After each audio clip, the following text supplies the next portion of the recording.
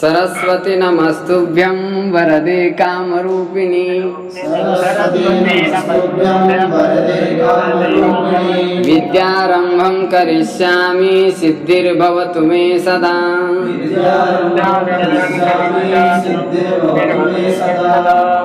केयूरान विभूषयन्ति पुरुषं आरान चन्द्रोज्ज्वला न स्नानं न विलेपनं न कुसुमं नालङ्कृता मूर्धजा वह्निकासमलङ्करोति पुरुषं या संस्कृता धार्यते क्षीयन्ते कलुभूषणानि सततं वाग्भूषणं विद्यानामनरस्य रूपमधिकं प्रच्छन्न गोवर्धनं विद्या भोगकरी यशस्सुखकरी विद्या गुरूणां गुरु विद्या बन्धुजनो विदेशगमने विद्या देवता विद्या राजसु पूज्यते नैदनं विद्याहीना पशुषु। ओम शांति शांति शांति।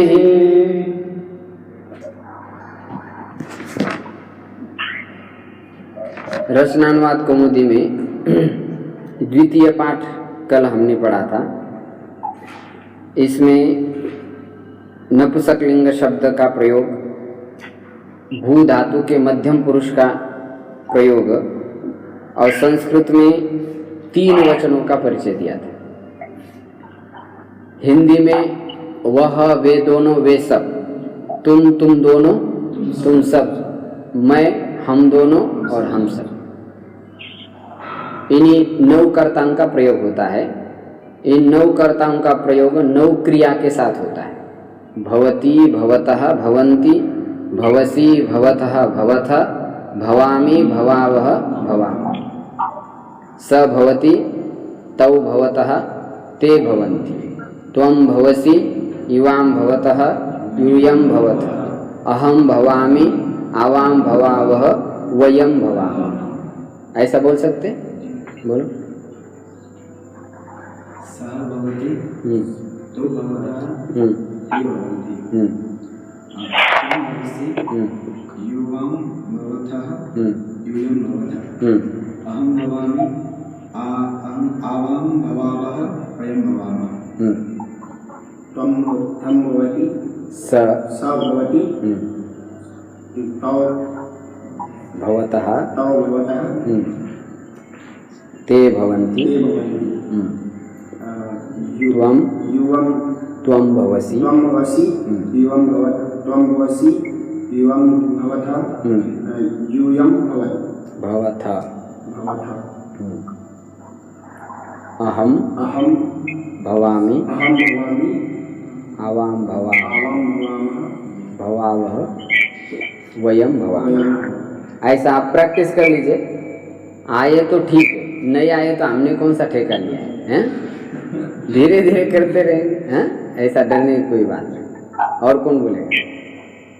हाँ बोलो। स भवति, तौ भवतः, ते भवन्ति, त्वं भवसि, युवां भवतः, आवां यूयं भवतः, अहं भवामि, आवां भवावः,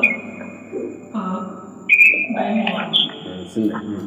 सः भवति, स तौ भवतः, ते भवन्ति, युवां त्वं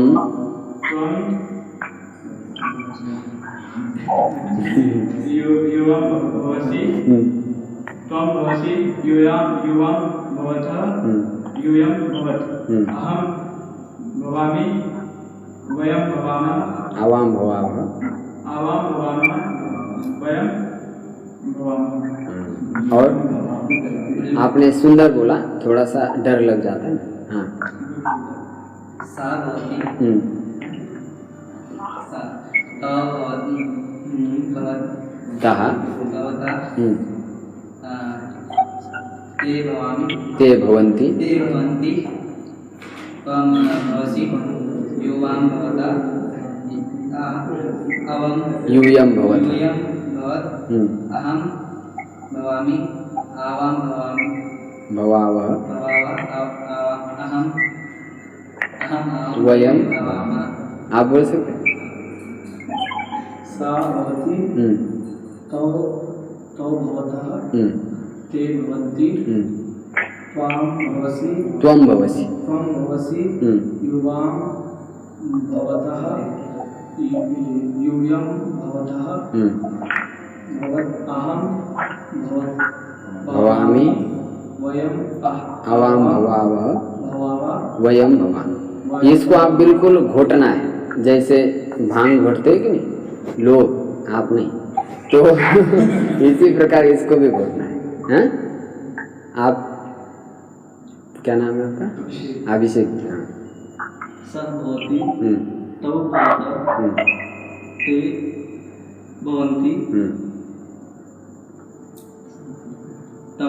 त्वं भवसि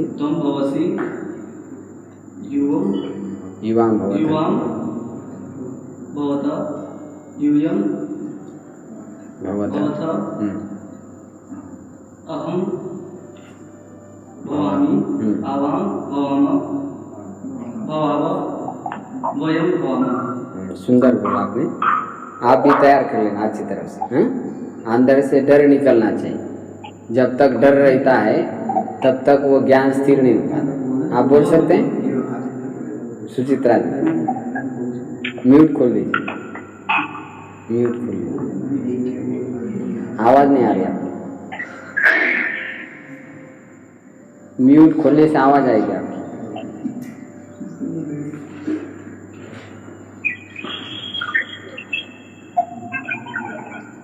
आवाज नहीं आ रही। आवाज क्यों नहीं आ रही इनकी? मेरी स्वामी जी? नहीं आपकी नहीं।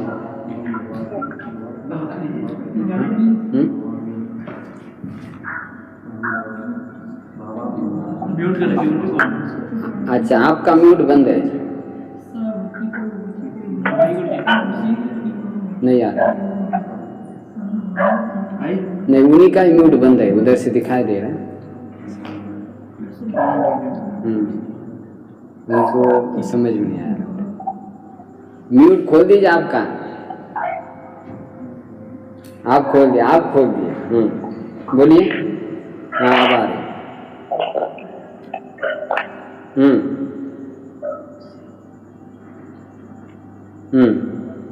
ठीक।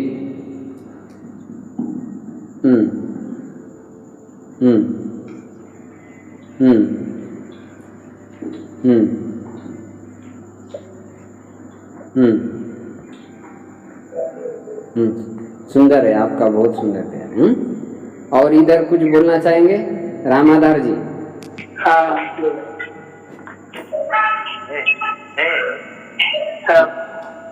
रामाधार जी बोलेंगे। हाँ।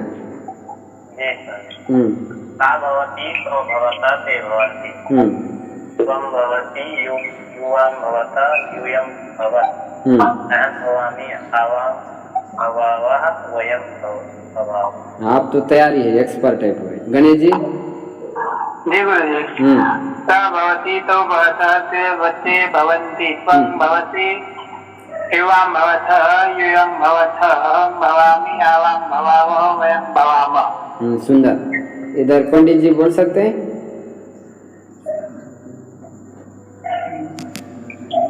और बाकी सब लोग इसको तैयार करेंगे। ये मेन वाक्य की बेसिक है, नींव है। ये यदि आप कर्ता और क्रियापदों को एक साथ जोड़ करके प्रैक्टिस करेंगे। अब एक भवती के साथ किया, इसी प्रकार रक्षति, पचसी, पतसी, नमसी, ये जो सारे क्रियापद है इनके साथ होगी, बस वाक्य बन जाएगा। फिर कोई कठिनाई नहीं। आपके पास पैसा हो तो कोई वस्तु खरीदने में कोई कठिनाई है क्या? कोई नहीं। रूप ऐसे पैसे की तरह है। एक बार ये हमारे दिमाग में आ गए फिर वाक्य रूप वस्तु खरीदना हमारे लिए कोई कठिन नहीं जाएगा। चलो अब दूसरे पाठ का हम अभ्यास देख रहे हैं। पहले क्रमशः वाक्य बोलेंगे जो लिखे। बोलिए विनोद जी। हाँ आगे। तू पत्र लिखता है। आगे बोलिए। ये क्या है? बोलिए। त्वम पत्रम लिखसी। आगे। तुम भोजन पकाता है। तुम भोजनम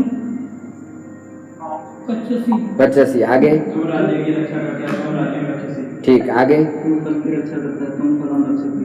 ठीक। तू सत्य बोलता है, तुम सत्यम वदसी। हम्म तू असत्य बोलता है, तू गृहम गच्छसि। कर्म है ना उसमें। आगे। तू असत्य बोलता है, तुम असत्यम वदसी। आगे।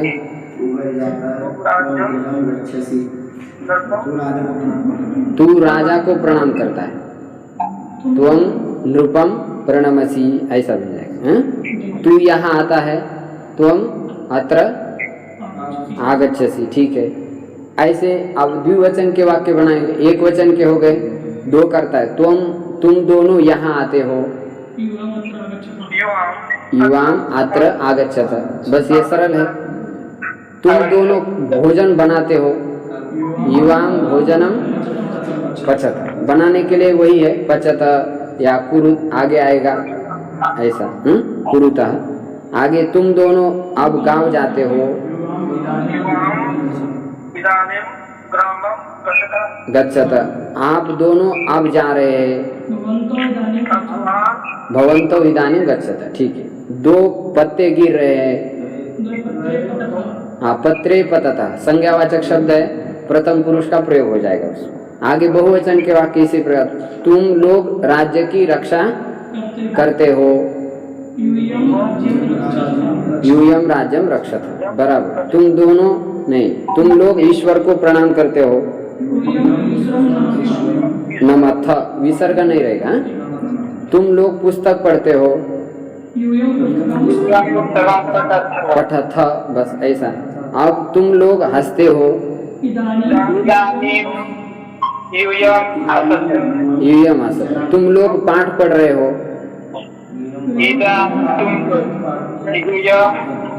तुम लोग पत्र लिखते हो। तुम सब आते हो।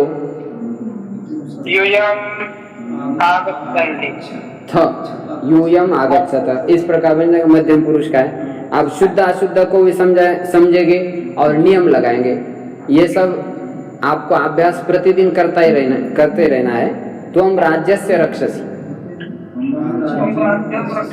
अब यहाँ पर क्या होता है, वाक्य बनाने वाले को ये भ्रम हो जाता है, क्योंकि द्वितीया में भी काकी के लगता है और षष्ठी में भी क्या लगता है, काकी के लगता है। तो वो की देख करके षष्ठी को लगा देता तो गलत हो जाता है। ये जो राज्य की रक्षा करता है ये द्वितीयांत में ही होता है। कर्म है तो त्वं राज्यम रक्षसि, यही शुद्ध होगा, क्योंकि कर्म में कौन सी विभक्ति होती है, द्वितीया होती है। ये चौथे नियम में बताया था आपको। कर्ता में प्रथमा होती है, कर्म में द्वितीया। ठीक। आगे।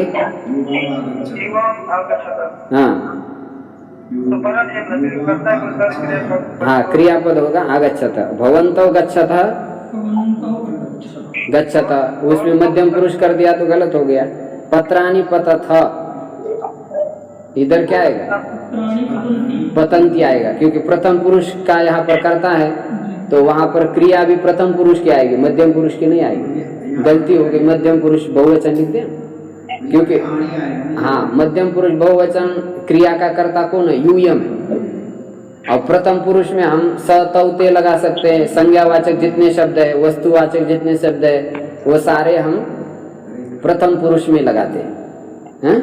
कोई वस्तु भी हो सकती है गिरने वाली, जैसे कि पाषाणाः पतन्ति, वृक्षाः पतन्ति, संज्ञावाचक शब्द यानानि पतन्ति, विमानानि पतन्ति, ऐसे संज्ञावाचक शब्द जोड़ सकते।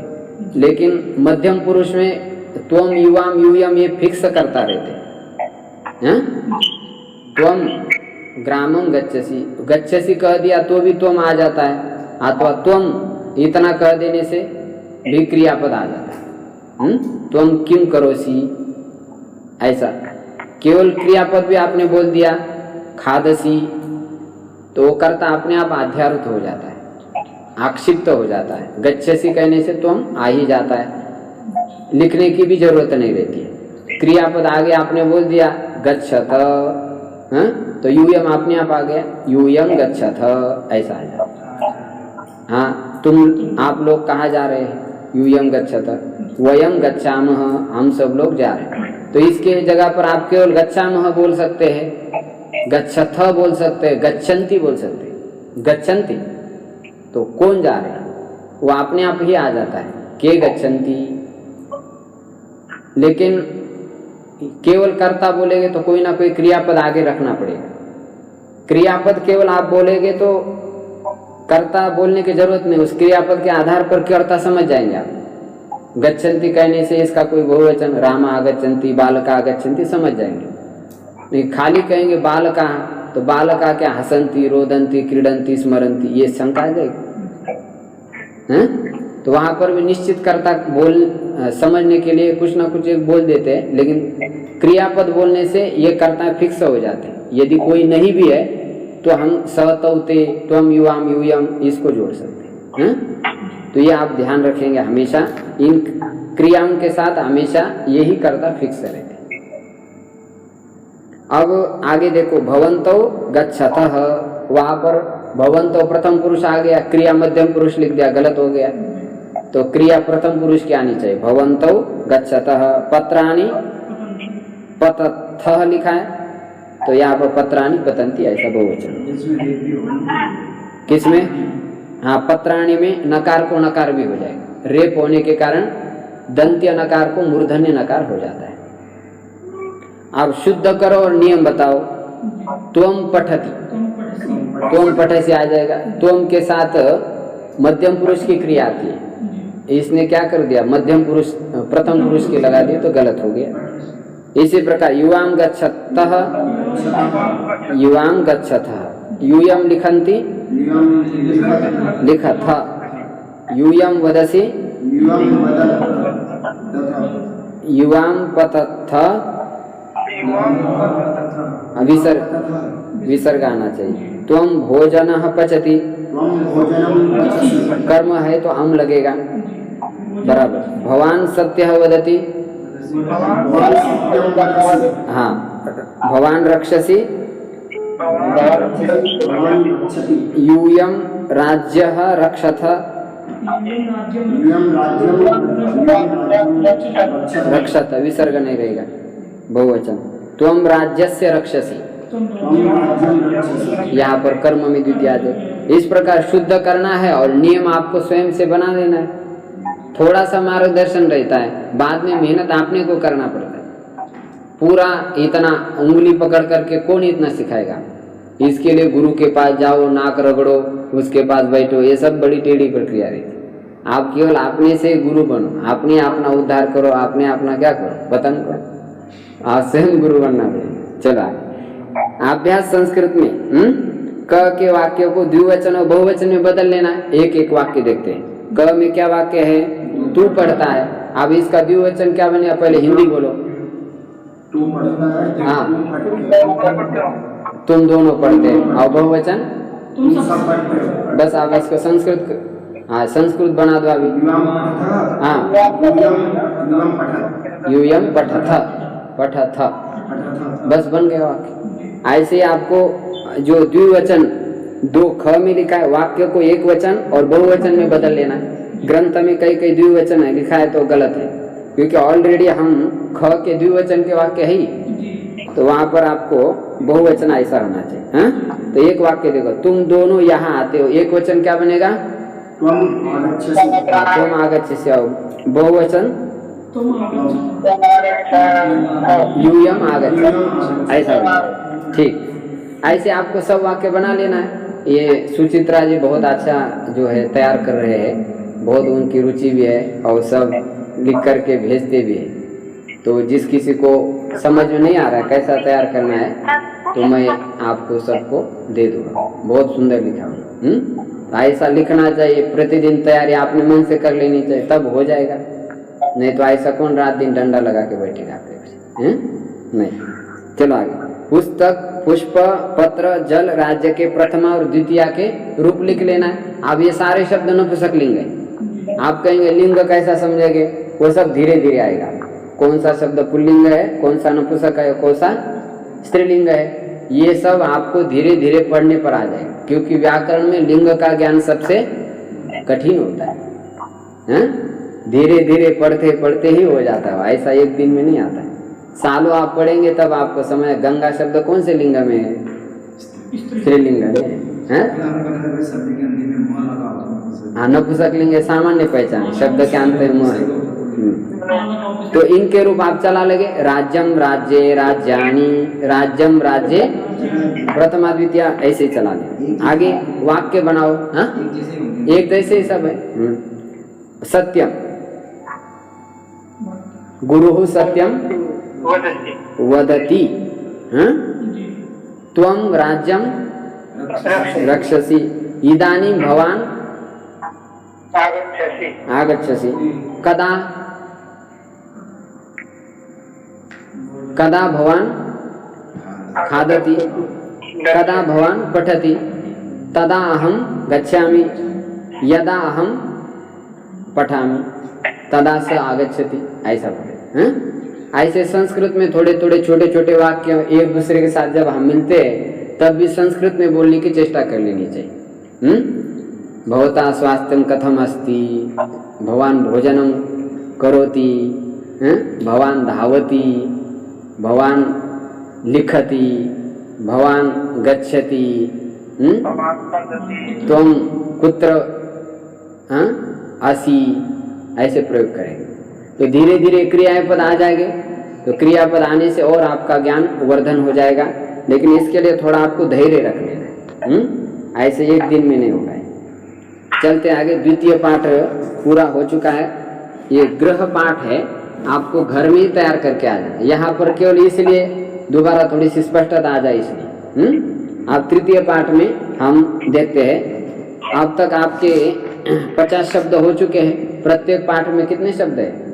25 शब्द है। पहले सर्वनाम है, फिर संज्ञावाचक शब्द, फिर धातु है, फिर आव्यय है, फिर विशेषणवाचक शब्द। ऐसे शब्द होते हैं। आप पहले देखेंगे। अहम, अहम माने आवाम माने, अवयम माने हम सब। अब ये अहम जो होता है ये किसको कहते हैं? मैं कौन है? स्वयं में, खुद में। कौन हो आपको ही मालूम नहीं। आत्मा हूँ, देह हूँ, बुद्धि हूँ, मन हूँ, खाली मैं कहते। कस्त्वम, हाँ, कस्त्वम को हम कुत आयातः, ऐसा पूछते हैं कि नहीं? शंकराचार्य जी वो त्रोटकाचार्य चरपट में, हाँ, तो उसमें पूछते हैं शिष्य को कस्त्वम को हम कुत आयातः। तो ऐसा अहम का प्रयोग मैं के लिए होता है। आवाम माने दोनों के लिए और वयम माने सबके लिए। ये सर्वनाम है। अब स्त्रीलिंग शब्द दे रहे। दीर्घ आकार जिसके अंत में होता है वह शब्द प्रायः स्त्रीलिंग होता है। प्रायः काम है, हमेशा नहीं। कभी कभी पुल्लिंग में भी होता है, लेकिन ज्यादातर दीर्घ आकारांत शब्द किस लिंग में? जैसे गंगा है, सीता है, गीता है, रमा है, ऐसे शब्द।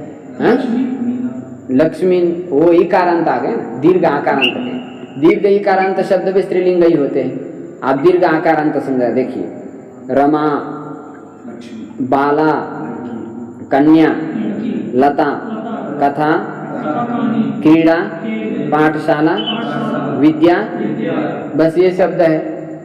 विद्या माने विद्या, नॉलेज कहते हैं, तो वो विद्यावाचक शब्द है। अब क्रियावाचक शब्द देख रहे हैं। दृश्य माने और स्था माने, सद माने, पा माने, ग्रा माने, स्मृ माने, जी माने, बस ये क्रियावाचक शब्द हो गए। कोई ना कोई क्रिया होती है ना, खाना पीना, चलना घूमना, इसको क्या कहते हैं? क्रिया को हम देखते नहीं, ध्यान रखें। क्रिया कोई दिखाई देती क्या? आप कहेंगे आपका हाथ हिल रहा है, तो हाथ दिखाई दे रहा है, हिलना रूप क्रिया नहीं दिखता है। ये हाथ दिख रहा है, क्रिया कहीं दिखती नहीं, वो अमूर्त पदार्थ होता है क्रिया। अब चलना तो कोई पकड़ करके चलना दिखाएगा क्या आपको? ये चलना आपका है, ये देखना आपका है। क्रिया कभी दिखती नहीं, दिखता है वो केवल व्यक्ति का ही कुछ अवयव दिखता है, कुछ हाथ पैर दिखते हैं। क्रिया अमूर्त रहती है, ध्यान रखिए। इसलिए क्रिया में कोई लिंग नहीं होता। पहले बोला था ना, क्रिया तीनों लिंगों में समान ही रहती है, ऐसा बोला।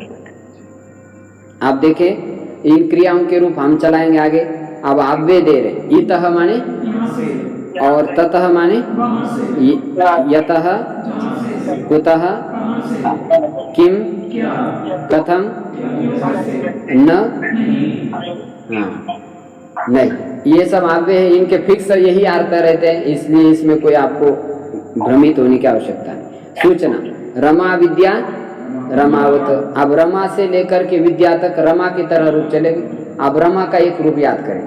2 दिन छुट्टी थी तो बीच में 3 श्लोक दिए थे आपको याद करने के लिए। किसने याद किए श्लोक? आपने किया? हाँ? किया श्लोक? रामो हरि करि भानु मरुत्कर्ता च चंद्रमा विद्वांस भगवानात्मा दशेते पुंसी नायका, यानी थे। स्त्रीलिंग में रमा रुचिर्न दीर्घेनु वाक्स्त्री श्री गौरवधुस्तथा शुत्प्रावृक्षरच्चैव 12 स्त्रीषु नायका ज्ञानं दधीपयो वर्म धनुर्वारी जगत्तथा मधुनाम मनोहारी दशेतानी नपुंसकी। ये प्रतिदिन आपको एक एक श्लोक सुनाना है पूरा, फट फट से एक एक रूप ले लें। राम का रूप बोलो।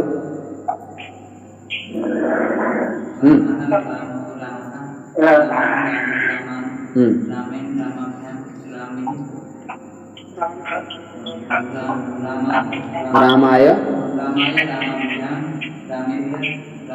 रामात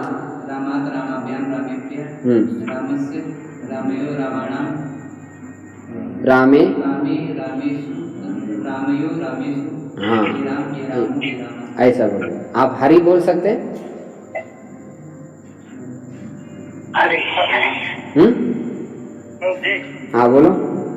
हरि हरि हरया हरि आपको लेट सुना देता है। हरिणा हरि ज्ञान हरि धी हरे हरि ज्ञान हरि हरे हरि ज्ञान हरि हरे हरे हो हरिणाम हरे हो हरिषु हे हरे हे हरया। हाँ बराबर, ठीक, सुंदर बोला। हाँ? राम हरि। अब करी शब्द आएगा तो करी कौन सुना सकता है? आप सुना सकते? चलो इधर राम जी सुना रहे। हाँ, करी करिणम करिणः करिणम करिणम करिणः करिणा करिभ्यां करिभिः करिणे करिभ्यां करिभ्यः करिणः करिभ्यां करिभ्यः करिणः करिणोः करिणां करिणे करिणोः करिषु हे करिणे हे करिणोः हे करिणां। वाह, सुंदर शब्द है, बहुत कठिन है। रामो हरि करी भानु शब्द। भानु को कौन बोले? मैं। 1 मिनट।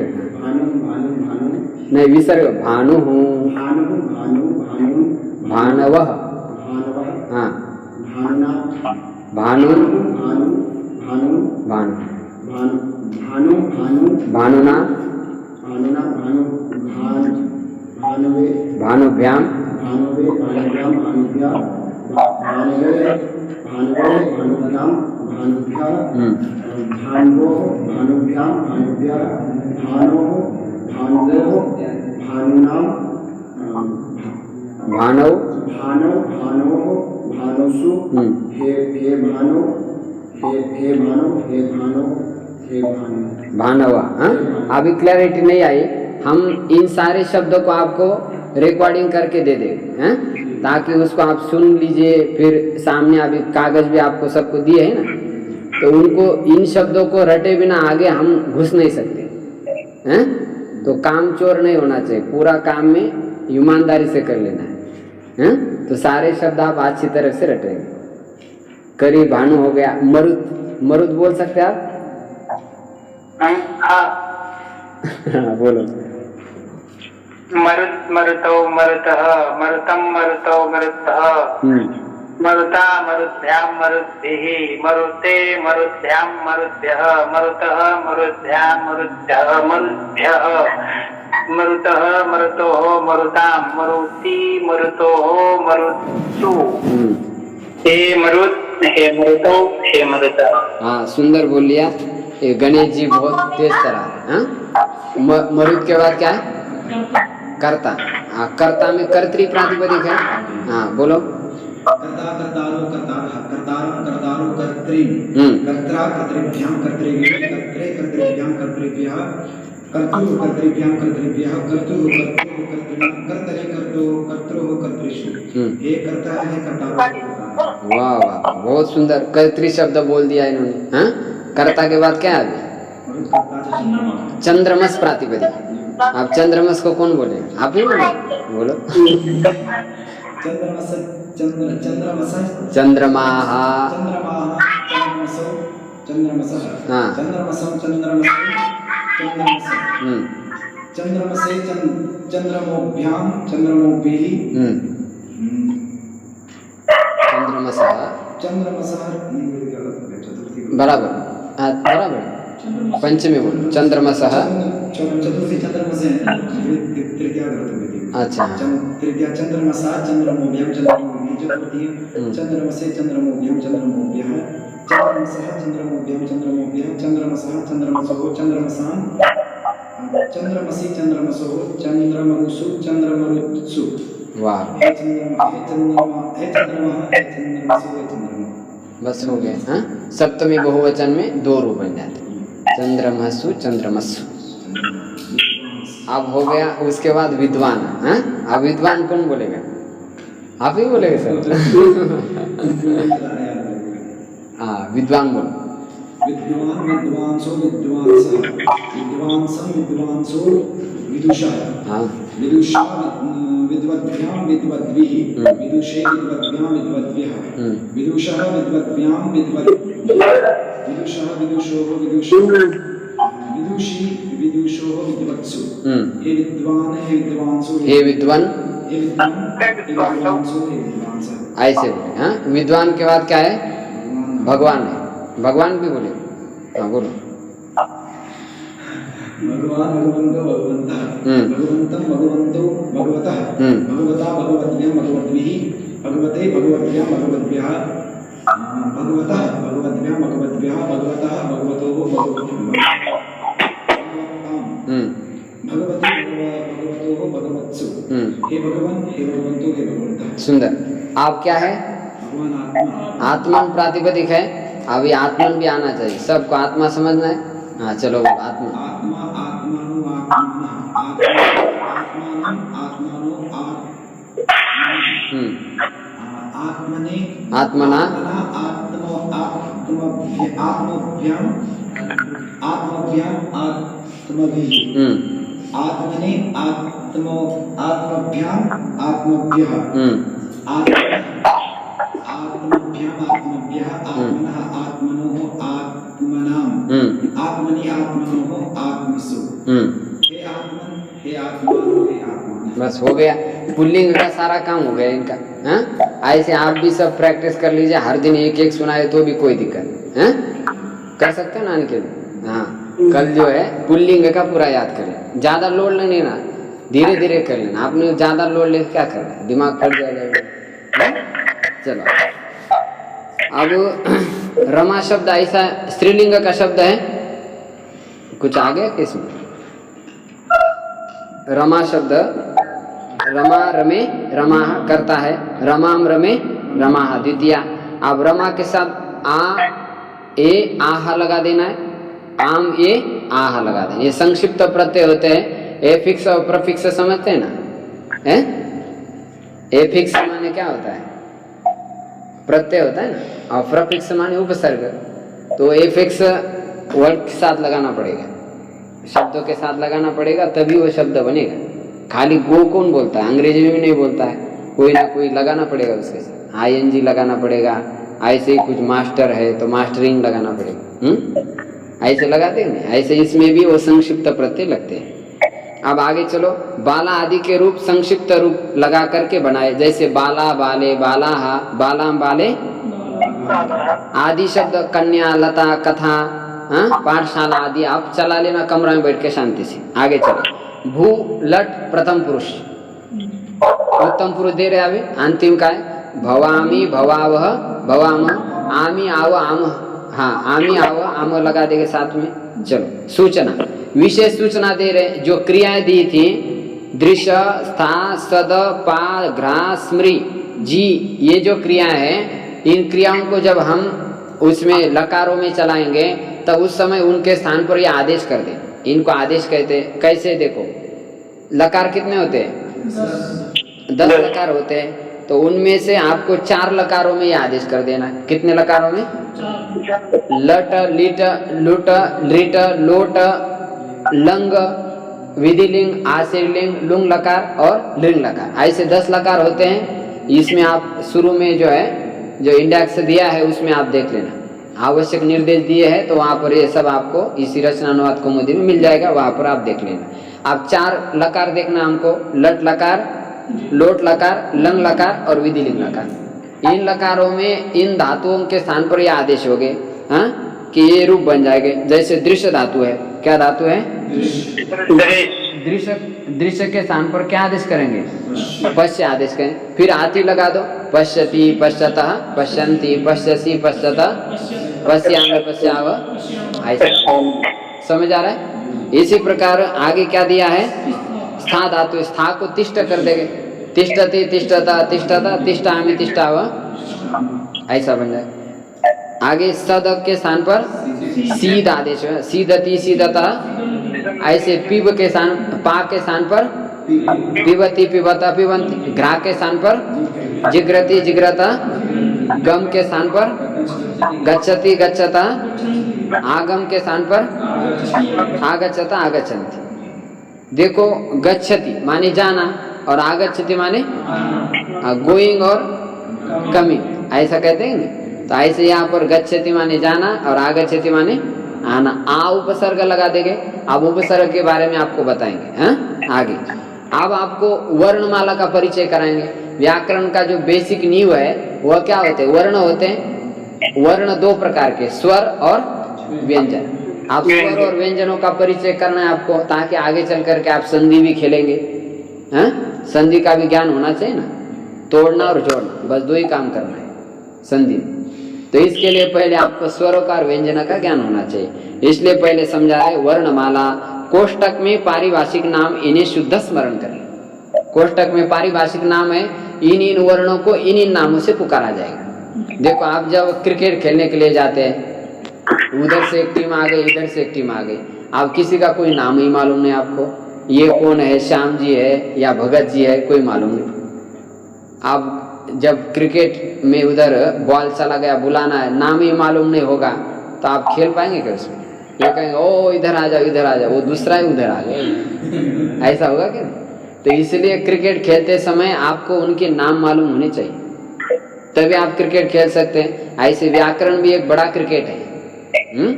इसमें कौन कौन खिलाड़ी होते हैं? स्वर और व्यंजन, ये 2 खिलाड़ी होते हैं। इनको यदि ठीक से पहचान लिया आपने, व्याकरण में खट्टा खट्टा आगे चलते हैं। इनका इतनी जल्दी उपस्थिति होनी चाहिए आपको, क्विकली होनी चाहिए। आप जैसे लघु में जब पढ़ते हैं, कंठ मूर्धा दंत तालु, आभ्यंतर प्रयत्न बाह्य प्रयत्न प्राण महाप्राण, ये सब है। इतना जिसने समझ लिया बस पंचसंधि भी चुटकी से वो लगा लेता है। इसलिए स्वरों का और व्यंजनों का ठीक से आप परिज्ञान रखें। देखिए आगे, स्वर, स्वर किसको कहते हैं? स्वयमेव राजते इति स्वराहा, जो स्वयं प्रकाशमान होते, स्वतंत्र रहते, उसको क्या कहते हैं? उनको किसी वर्ण की अपेक्षा नहीं होती, इसलिए उनको स्वर कहते हैं। और व्यंजन होते, व्यंजन का मतलब क्या होता है? अच के बिना जिनकी अभिव्यक्ति नहीं होती है, उसको क्या कहते हैं? व्यंजन कहते हैं। आचाम बिना अभिव्यक्ति नास्ति येषां ते व्यंजना, अच के बिना जिनकी अभिव्यक्ति नहीं होती है उसको क्या कहते हैं? व्यंजन कहते हैं। माने जो कोई व्यंजन हम बोलेंगे उसके साथ कोई ना कोई क्या रहता है? स्वर रहता है। स्वर कहो आज कहो, दोनों की बात एक ही है। आगे हम प्रत्याहार बनाएंगे तब आज का अर्थ आपको समझ में आ जाएगा। तो कोई भी व्यंजन बिना स्वर से हम बोल सकते हैं क्या? कितना भी होशियार हो, बिना होष्ट ओष्ट लगाए म का उच्चारण करके दिखाओ, बोल सकते हैं? नहीं। इसी प्रकार स्वर के बिना कोई व्यंजन का उच्चारण नहीं होता है। जब कभी भी आप व्यंजन बोलेंगे तो उसमें एक स्वर आ ही जाएगा। हाँ, जैसे बोला क, हाँ, म का उच्चारण कर रहे हैं पंडित जी। ये भी बड़े विचित्र है। हाँ? तो देखो अभी स्वर को समझा रहे हैं, तो ये स्वरों के बिना व्यंजनों का उच्चारण नहीं होता, इसलिए उसको व्यंजन कहते हैं। और स्वर माने स्वतंत्र है, अ, ई, उ, री, री, ये 5 स्वर स्वतंत्र होते हैं, मुख्य 5 ही है। फिर बाकी जो स्वर बन गए 4, वे तो संयुक्त स्वर होते हैं। कैसे स्वर? माने मिश्रित, 2 के मिश्रण से बना मिक्सचर बना देते हैं नहीं, लाल और सफेद मिला दिया तो बस दूसरा ही बन गया। ऐसा कलर में बनता है, ऐसा ही इसमें है। देखिए अ, ई, उ, री, री, ये स्वर है। अ, ए, ऐ, ओ, औ, ये मिश्रित है। आ, ई, उ, री, ये दीर्घ है। व्यंजन किसको कहते हैं वो अभी समझाए आपको। व्यंजन कौन है? क, ख, ग, घ, ग और च, छ, ज, झ, य। क, ख, ग, घ को क्या कहते हैं? क वर्ग कहते हैं। और च, छ, ज, झ को च वर्ग। और ट, ठ, ड, ढ, न, त, थ, द, ध, न, त, थ, द, ध, न, ये त वर्ग है। हाँ? वर्ण हो गया, वर्ग कर लेना वहां पर ब्रैकेट में। प, फ, ब, भ, म, प वर्ग। य, व, र, ल, इनको अंतस्थ कहते हैं। अंतस्थ का मतलब क्या होता है? जो बीच में रहता है उसको क्या कहते हैं? स्वर और व्यंजन के बीच में। आप यदि वो माहेश्वर सूत्र देखेंगे ना, अ, ई, उ, री, री ऐसा लिखा है, फिर बीच में य, व, र, ल आ गए, और बाद में फिर यम, अंगन, न, तो बीच में आ जाने के कारण इनको क्या कहते हैं? अंतस्थ कहते। अंते तिष्ठति ते अंतस्थ, जो बीच में रहता है उसको क्या कहते हैं? स्वर और व्यंजनों के बीच में ये व्यंजन है। कौन से? य, व, र, इसलिए इनको अंतस्थ कहते। आगे चलो, श, श, स, ह, इनको ऊष्म कहते हैं। माने इनका उच्चारण करते समय हमेशा आपके मुख से कैसे हवा निकलेगी? गर्म हवा निकलेगी, हीट ज्यादा बढ़ जाती है। श, श, स, जैसे वैदिक मंत्र बोलो, इसमें सब ऐसे मूर्धन्य स्थान के जो वर्ण होते हैं वो जब बोलेंगे तो हीट ज्यादा बढ़ती है। इसलिए मंत्र जो बोलते हैं उनको खूब क्या खाना पड़ता है? घी खाना पड़ता है। हाँ, घी खाए तो थोड़ा ठंडा हो जाता है। चलो आगे क्या है? अनुस्वार। अनुस्वार माने वो बिंदी होती है आगे, ऊपर जो लिखी रहती है कि नहीं बिंदी, वो होती है। वो अनुस्वार है। और अनुनासिक क्या होता है? वो अर्धचंद्राकार होता है, इस प्रकार का जो होता है अर्धचंद्राकार। और ये अनुस्वार केवल ऐसी बिंदी होती है, और एक विसर्ग रहता है, ऐसे 2 शून्य रहते हैं, उसको क्या कहते हैं? और एक जिह्वामूलीय उपदमानीय ऐसा होता है। जैसा ये शून्य है, इसको नीचे से हमने पोंछ दिया, ऊपर से पोंछ दिया, तो इसको हम क्या कहते हैं? जिह्वामूलीय। हाँ, जिह्वामूलीय और उपदमानीय, वो आपको आएगा आगे। ऐसे कुल मिला करके हमारे व्याकरण में 64 वर्ण होते हैं। कितने? 64। पाणिनि शिक्षा में इसका विशेष जिक्र किया गया है, 64 वर्ण। लेकिन हम फिलहाल में कितने वर्ण का प्रयोग कर रहे हैं? 42 या 43 वर्णों का, 42 है ना? 42 ही वर्ण है। व्याकरण में जब और विशेष आप पढ़ेंगे आगे तो 64 वर्ण का प्रयोग किया जाता है। यम होते हैं, दुष्पृष्ट होते हैं, हाँ? ऐसे अलग अलग और भी वर्ण होते हैं जो कि और शास्त्रों में प्रयुक्त किए जाते हैं, लोक भाषा में नहीं होते। देखो अब क्या समझा रहे हैं? विसर्ग समझा रहे हैं। आगे लिखा है ना विसर्ग। अनुस्वार ये बिंदी है, और अनुनासिक ये चंद्राकार है, और विसर्ग 2 बिंदी है।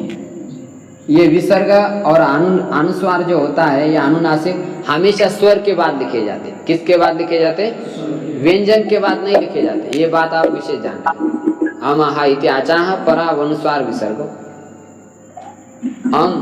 माने स्वर के बाद ही उनको लिखा जाएगा। विसर्ग भी हमेशा किसी ना किसी स्वर के बाद ही लिखा है। जैसे हरि ही, अब ये विसर्ग को हम तालु कहते हैं। राम अ के बाद विसर्ग आ गए ना, तो इस विसर्ग को हम कंठ कहते हैं। इसी प्रकार गुरु हु, गुरु के बाद विसर्ग आ गया तो इसको हम ओष्ठ कहते हैं। समझ आ रहा है? हाँ, ऐसे री के बाद आ गया तो ऐसे ही उसको हम मूर्धा कहते हैं। जिस स्वर के बाद विसर्ग आ जाता है, विसर्ग का वही स्थान हो जाता है। कुछ आयोगवाह वर्ण होते हैं, जैसे इसको आयोगवाह कहते हैं संस्कृत में। जो अनुनाद, ये अनुस्वार है, जिह्वामूली है, विसर्ग है, इसको क्या कहते हैं? आयोगवाह। आयोगवाह माने जिनका सूत्रों में संबंध नहीं है।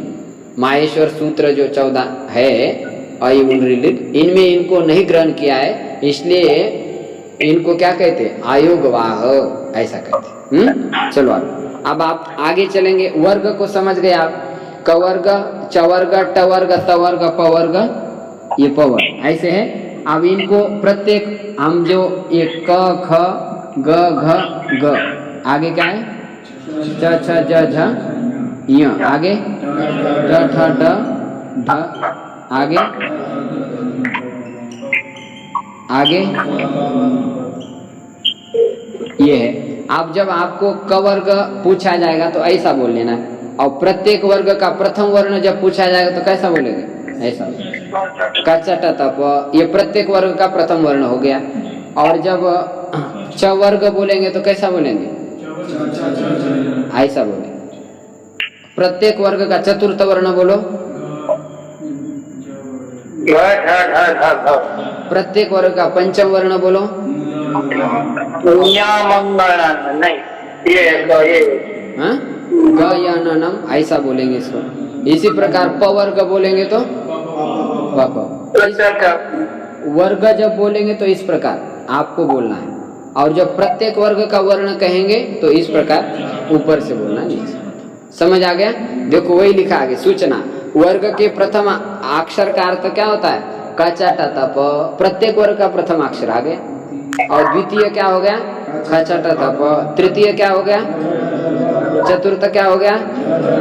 पंचम क्या हो गया? संधि नियमों में प्रथम, द्वितीय आदि स्थान पर क्रमशः बोला जाएगा। जब आपको प्रत्येक वर्ग का प्रथम चाहिए तो वहाँ 1 लिखा जाएगा, 2, 3, 4 ऐसा सांकेतिक शब्द लिखा जाएगा। ये समझ लेना आपको। संधि जब आगे आएगी, हल संधि जब हम सीखेंगे तब उस समय इतने सारा लंबा थोड़ा लिखा है, क च ट त, केवल 1 लिखेंगे, 2 लिखेंगे, ऐसा है। तो एक कहते आपको समझ लेना है कि ये प्रत्येक वर्ग का प्रथम वर्ण, 2 कैसे प्रत्येक वर्ग का द्वितीय वर्ण, खचट तप, ऐसा समझ लें। चलो आगे। अब नियम 8वां दे रहे। स्मृति धातु को साथ स्मरण, साधारण स्मरण में द्वितीय हो जाती है, और खेद पूर्वक स्मरण में षष्ठी विभक्ति हुई। साधारण स्मरण का मतलब क्या होता है? ऐसे बैठे बैठे माता का स्मरण कर रहा है तो साधारण स्मरण, अरे माता की तबीयत ठीक होगी, यानी खेद पूर्वक स्मरण कर रहा है, तब षष्ठी। समझ आए? देखो लिखा है, पाठम स्मरति ईश्वरम स्मरति। अब ये साधारण स्मरण है, पाठ याद हो गया तो ठीक है, नहीं तो कोई बात नहीं। लेकिन नहीं यार, याद होगा नहीं तो पाठस्य स्मरण। खेद पूर्वक स्मरण होगा तो क्या होगा? पाठस्य स्मरति। और सामान्य स्मरण है, कोई चिंता नहीं, कोई नहीं, तो उस समय द्वितीय। बस ये नियम है, ये सिंपल है, समझ में आए तो ठीक है, नहीं तो कोई बात नहीं, धीरे धीरे समझ में आ जाए। इस प्रकार ये पाठ जो है पूरा हो गया। आप जो बाकी ग्रह पाठ है उसको आप तैयार करके आ जाएंगे। अंतिम मंगलाचरण हम क्या बोलेंगे? ये वाला जो वैदिक मंत्र है, ऐक्य मंत्र, उसको बोलेंगे। यं वैदिका मंत्र दृशः पुराणा इंद्रं यमं मातरिश्वानमाहुः वेदान्तिनो असंगनीयमेकम्